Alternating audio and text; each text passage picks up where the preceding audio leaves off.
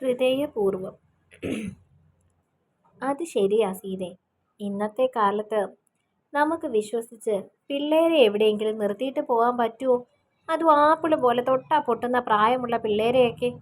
പ്രീത പറഞ്ഞപ്പോൾ ഒന്ന് പുഞ്ചിരിക്കുക മാത്രമാണ് സീത ചെയ്തത്. എന്താണെങ്കിലും പഠിച്ച് കയറി വന്നോളും. നീ ഇപ്പോൾ എങ്ങോട്ടോ പോവുകയാണെന്നൊക്കെ സുരേഷ് പറഞ്ഞു. ആയമ്മ വിവരങ്ങൾ കൂടി അറിയാൻ ചോദിക്കുന്നുണ്ട്. ഞാൻ പറഞ്ഞില്ലേ, ഒരവസരം വന്നിട്ടുണ്ട്. ആ വക്കീലമ്മയുടെ മകൻ്റെ കൂടെ ബന്ധുക്കളാ. അവരുടെ മോൻ്റെ കുട്ടിയെ കൂടി നോക്കാൻ വേണ്ടിയാ. പിന്നെ വേറെ ആരെങ്കിലും വെക്കുകയാണെങ്കിൽ വലിയ പൈസയാവില്ലേ? അതുകൊണ്ട് ഞാൻ തന്നെ അങ്ങോട്ട് ചെല്ലാമോ എന്ന് ചോദിച്ചു. അപ്പം പിന്നെ അവിടേക്ക് പോകാമെന്ന് കരുതി. അതുകൊണ്ടാണ് ശരിക്കും ഞാൻ അമ്മയെ വിളിച്ചത്. നിനക്കവിടെ നല്ല ശമ്പളമൊക്കെ ഉണ്ടോ? ആയമ്മ ചോദിച്ചു. അവരങ്ങ് UK-ലാണ്, ഞാൻ പോകുന്നത് ദുബായിലാണ്. ആ കൊച്ചിൻ്റെ ബന്ധത്തിലുള്ള ഒരാൾക്ക് വേണ്ടി. ഞാൻ ജോലിയൊന്നും ഇല്ലാതെ നിൽക്കുന്നത് കൊണ്ട് തന്നെ വിളിച്ചതാ. ഇന്നാളെ വീട്ടിൽ വന്നപ്പോൾ ഞാൻ പറഞ്ഞതായിരുന്നു എന്തെങ്കിലും ജോലി ഉണ്ടെങ്കിൽ പറയണമെന്ന്. അതുകൊണ്ടാണ്. 10-40,000 രൂപ ശമ്പളം ഉണ്ടാകുമെന്നാണ് കേട്ടത്. അതു മതി. ഇവളിവിടെ നിൽക്കുമല്ലോ, പിന്നെ ഇവിടെ എല്ലാവരും ഉണ്ടല്ലോ. മിനിയും സുരേഷും ഒക്കെ ഉള്ളതുകൊണ്ട് ഒരു കുഴപ്പവും വരില്ല. സീത പറഞ്ഞു. നീ ഏതായാലും പോയി രക്ഷപ്പെടാൻ നോക്ക്. ഞാനെന്നാൽ അങ്ങോട്ട് ചെല്ലട്ടെ. രാവിലത്തെ മാത്രം ചെയ്തു വെച്ചിട്ടാ വന്നത്. ചെന്നിട്ട് വേണം എല്ലാ ജോലിയും തീർക്കാൻ. ഉച്ചയാകുമ്പോഴേക്കും അങ്ങേര് വരും കഴിക്കാൻ. ചേച്ചിക്ക് ഒരു മോനായിരുന്നില്ലേ? സീത ചോദിച്ചു. ആ അപ്പു, നീ ഓർക്കുന്നില്ലേ? ആ, അവനെ ചെറിയൊരു ഓർമ്മയുണ്ട്. അവനെ കാലത്ത് സുരേഷ് ഏട്ടൻ കണ്ടു എന്ന് പറഞ്ഞു. ഞാനൊന്ന് കണ്ടുപോലുമില്ല. നീ വൈകുന്നേരം വീട്ടിലോട്ട് വാടി, അപ്പം കാണാം. മോൻ മാത്രമല്ല, മോളുണ്ട്. അവളിപ്പോൾ പഠിച്ചുകൊണ്ടിരിക്കുക. അവൻ ഡിഗ്രിയും ടാലിയും ഒക്കെ കഴിഞ്ഞു. ഈ മാരുതിയുടെ ഷോറൂമിലെ അക്കൗണ്ടൻ്റായിട്ട് ജോലി നോക്കുകയാണ്. മോൾ ആരതി, നിന്റെ മോടെ പ്രായമാണ്. മോൻ്റെ പേര് ആദർശ്. അപ്പൂന്ന് ഞങ്ങൾ വീട്ടിൽ വിളിക്കും. അവൻ്റെ പേരൊക്കെ ഞാൻ ഓർക്കുന്നുണ്ട് ചേച്ചി. ഞാൻ എന്തോരം എടുത്തോണ്ട് നടന്നാണ്. സീത പറഞ്ഞപ്പോൾ അവരൊന്ന് ചിരിച്ചു. എന്തായാലും വൈകുന്നേരം വീട്ടിലേക്ക് വാ. അവന് രാവിലെ പൊതി കൊടുക്കേണ്ടതുണ്ട്. അതുകൊണ്ട് ഞാൻ ചോറ് കൊടുക്കും. പിന്നെ എന്തുണ്ടെങ്കിലും കഴിച്ചോളും. പക്ഷെ ഇങ്ങേർക്ക് ചൂടോട് തന്നെ ചോറ് വേണം. അതുകൊണ്ട് ഇനി ഉണ്ടാക്കണം. ഞാൻ ചെന്നിട്ട് വേണം. ഞാനെന്നാൽ പോട്ടെ. അവർ ചോദിച്ചപ്പോൾ അവൾ തലയാട്ടിയിരുന്നു. മിനിയോടും കൂടി പറഞ്ഞിട്ടാണ് അവർ പോയത്. തിരികെ വീട്ടിലേക്ക് ചെന്ന് ഓരോ ജോലികളും തീർത്തു. അയാൾ കഴിക്കാൻ വരികയും ചെയ്തു. ഭർത്താവിന് ഭക്ഷണം വിളമ്പുന്നതിനിടയിൽ താൻ പറഞ്ഞ കാര്യങ്ങളെല്ലാം വള്ളിപുള്ളി തെറ്റാതെ ഭർത്താവിനോട് പറയുന്നുണ്ടായിരുന്നു പ്രീത. എങ്ങാണ്ട് വീട്ടുജോലിക്ക് പോയതാണെന്നൊക്കെ പറയുന്നു. കൂടുതലായിട്ടൊന്നും പറഞ്ഞില്ല. ഏതായാലും രക്ഷപ്പെട്ടാൽ മതിയായിരുന്നു. ചിലരുടെ തലവിധി ഇങ്ങനെയാ. എങ്ങനെ ജീവിക്കേണ്ട പെണ്ണായിരുന്നു. ഇതിൻ്റെ അവസ്ഥ കാണുമ്പോൾ വല്ലാത്ത സങ്കടം. പ്രീത തലയിൽ കൈവച്ചു. മോളാണെങ്കിൽ നല്ലൊരു കൊച്ചാണിയേട്ടാ. ദൈവം അനുഗ്രഹിച്ച് അവൻ്റെ ഒരു മുഖഛായയും കിട്ടിയിട്ടില്ല. പിന്നെ പേരെന്തോ മീനാക്ഷിയെന്നോ അങ്ങനെയോ മറ്റോ ആണ്. മുഖത്തൊരു തമിഴ് ഛായയുണ്ട്. മൂക്ക് കുത്തിയിട്ടുണ്ട്. ഇത്രയും ചെറിയ പ്രായത്തിൽ തന്നെ. ഭർത്താവിനോട് അവർ കാര്യമായിട്ട് പറയുകയാണ്. അയാളെല്ലാം മൂളി കേട്ട് ഭക്ഷണം കഴിച്ചു. ഒരു സന്ധ്യയോടടുത്ത സമയത്താണ് സീതയും മീനാക്ഷിയും കൂടി വീട്ടിലേക്ക് വരുന്നത്. പ്രീതയ്ക്കാണെങ്കിൽ അവരെ കണ്ടപ്പോൾ സന്തോഷമായി. ആരാ ഇത്? സീതയോ? കേറി വാ. അവരേറെ സ്നേഹത്തോടെ അവരെ വീട്ടിലേക്ക് ക്ഷണിച്ചു. ഇരിക്കും, ഞാൻ കുടിക്കാൻ എന്തെങ്കിലും എടുക്കാം. വേണ്ട ചേച്ചി, ഞാൻ ചുമ്മാ എല്ലാവരെയും ഒന്ന് കാണാലോ എന്ന് കരുതി വന്നതാ, സീത പറഞ്ഞു.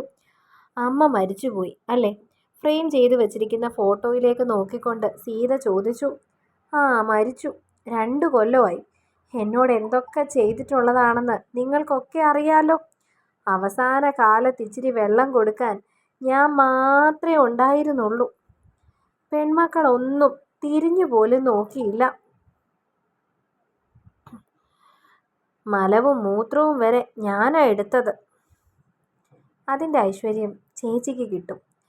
സീത ചിരിയോടെ പറഞ്ഞു. സത്യം സീതേ, മരിക്കുന്നതിന് മുമ്പ് എന്നെ ഒന്ന് നോക്കി, ഏതാണ്ട് അനുഗ്രഹിക്കുന്നത് പോലെ.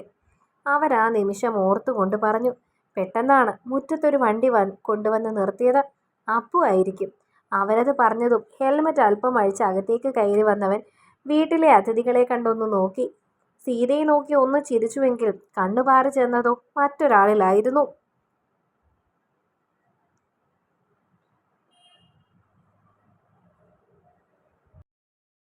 കുരുക്കളുള്ള മുഖത്ത് വെള്ളക്കല്ലിൽ തീർത്തൊരു കുഞ്ഞു മുക്കുത്തി തിളക്കം.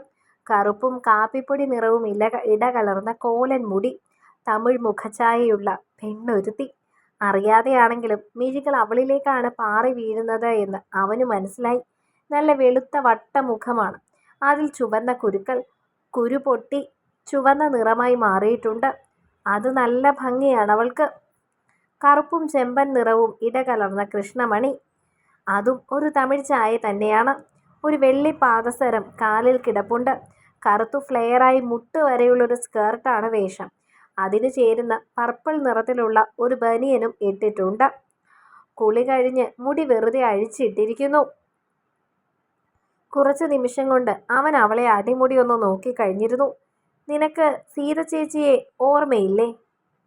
ചെറിയൊരു ഓർമ്മയുണ്ട്, അവൻ ചിരിയോടെ പറഞ്ഞു. അത്രയുമേ ഉണ്ടാവുള്ളൂ ചേച്ചി. ഞാൻ അന്ന് പോകുമ്പോൾ ഇവൻ 5-6 വയസ്സ് പോലും ആയിട്ടില്ലല്ലോ. ആര് പറഞ്ഞു? ഇവന് 10 വയസ്സ് തികച്ചുണ്ട് നീ പോണ സമയത്ത്. എനിക്ക് നല്ല ഓർമ്മയുണ്ടല്ലോ. ആണോ? ഞാൻ ഓർക്കുന്നില്ല, പ്രീത പറഞ്ഞു. മോളെവിടെ? സീത ചോദിച്ചു. അവൾ ഇവിടെ ഇല്ല. അവധിയല്ലേ, എൻ്റെ വീട്ടിലാണ്. രാവിലെ ഇവനും കൂടി അങ്ങ് പോയിക്കഴിഞ്ഞാ പിന്നെ അവൾ ഒറ്റയ്ക്കല്ലേ ഇവിടെ ഉള്ളൂ. പോരടിയാണെന്നും പറഞ്ഞ് അവൾ അങ്ങ് എൻ്റെ വീട്ടിൽ പോയിരിക്കുക. മോളെന്താ ഒന്നും സംസാരിക്കാതിരിക്കുന്നേ? മീനാക്ഷിയുടെ മുഖത്തേക്ക് നോക്കിക്കൊണ്ട് പ്രീത ചോദിച്ചു. അവളൊന്ന് ചിരിച്ചുകൊണ്ട് ചുമല് കൂച്ചി. ഇവളെ ഇവിടെ ഏത് സ്കൂളിൽ ചേർക്കാനാണ് സീതേ? അടുത്തുള്ള ഏതെങ്കിലും സ്കൂളിൽ വിടണമെന്നാണ് വിചാരിക്കുന്നത്. ഇനി +1-ലല്ലേ? അതെ. അങ്ങനെയാണെങ്കിൽ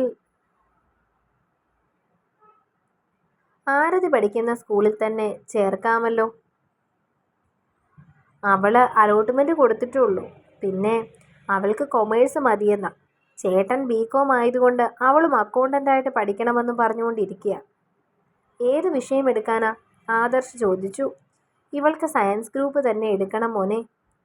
വേറെ എന്ത് ചെയ്താലും രക്ഷപ്പെട്ടു പോകാൻ ഒന്നും പറ്റുമെന്ന് തോന്നുന്നില്ല. കടമെടുത്താണെങ്കിലും പഠിപ്പിക്കണം, സീത പറഞ്ഞു. അത് ശരിയാ സീതെ.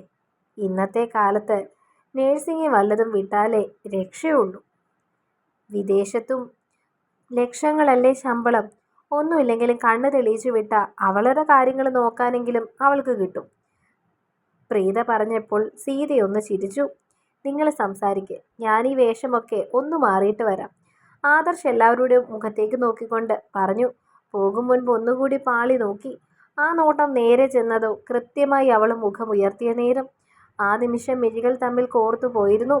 കുറച്ചു നേരം കൂടി അവിടെ ഇരുന്ന് വിശേഷങ്ങളൊക്കെ പറഞ്ഞ ശേഷമാണ് സീതയും മീനാക്ഷിയും തിരികെ വീട്ടിലേക്ക് പോയത്. മിനിക്ക് ഇരുവരും വീട്ടിൽ വന്ന് നിൽക്കുന്നത് പിണക്കമുണ്ടെങ്കിലും പ്രത്യക്ഷത്തിൽ അവളത് കാണിച്ചില്ല. കാരണം ഒരു വഴക്കുണ്ടായി ഭാഗം വേണമെന്ന് സീത പറഞ്ഞാൽ ഏറ്റവും കൂടുതൽ ബാധിക്കുന്നത് തന്നെയും മക്കളെയും ആയിരിക്കുമെന്ന് മിനിക്കറിയാം. നല്ലൊരു ഭാഗം തന്നെ സീതയ്ക്ക് കൊടുക്കേണ്ടി വരും.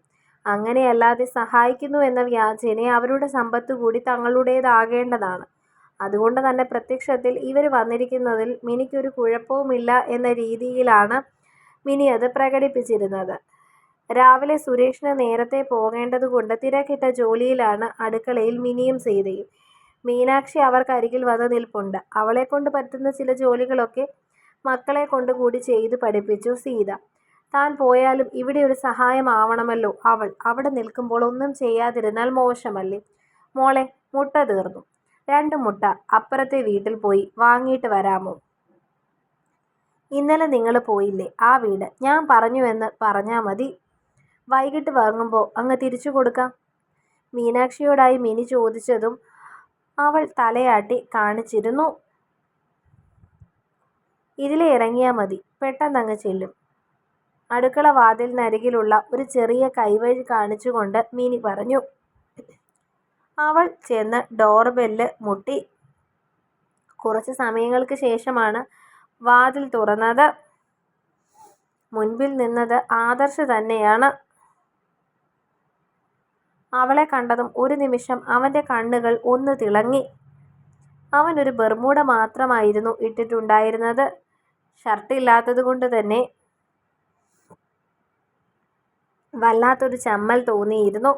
അവൻ ഉറക്കമായിരുന്നു എന്ന് ആ മുഖഭാവത്തിൽ നിന്ന് തന്നെ അവൾക്ക് മനസ്സിലായി. അവളുടെ മുഖത്തേക്ക് നോക്കി അവൻ എന്ത് എന്ന അർത്ഥത്തിൽ മുഖമുയർത്തി. മുട്ട മുട്ട വാങ്ങിക്കൊണ്ട് വരാൻ പറഞ്ഞു മാമി. അവൾ പറഞ്ഞു. മുട്ടയോ? ഇതെന്താ, കടയാണോ? കട കവലയിലാണ്, വീട്ടിൽ സാധനങ്ങൾ കൊടുക്കുന്നില്ല. അവൻ അവളുടെ മുഖത്തേക്ക് നോക്കിക്കൊണ്ട് പറഞ്ഞു. മറുപടി എന്തു പറയണം എന്നറിയാതെ അവൾ തലയാട്ടി. തിരികെ പോകാൻ തുടങ്ങിയപ്പോൾ അവന് പാവം തോന്നി. അവൻ പെട്ടെന്ന് പിന്നിൽ നിന്നും വിളിച്ചു, നിൽക്ക്, ഞാൻ നോക്കട്ടെ ഉണ്ടോന്ന്. അവൻ അതും പറഞ്ഞ് അകത്തേക്ക് പോയി. ഫ്രിഡ്ജിൽ നിന്ന് 3 മുട്ടയും എടുത്തുകൊണ്ട് ഷർട്ടുമിട്ട് തിരികെ വന്നു. ഇതേ ഉണ്ടായിരുന്നുള്ളൂ. അവളുടെ നേരെ നീട്ടിക്കൊണ്ട് അവൻ പറഞ്ഞു. അവൾ തലയാട്ടിക്കൊണ്ട് മുട്ട വാങ്ങി. അവൾ തിരികെ പോകുന്നത് കണ്ടപ്പോൾ അവൻ്റെ ചൊടിയിൽ ഒരു പുഞ്ചിരി ബാക്കിയായി.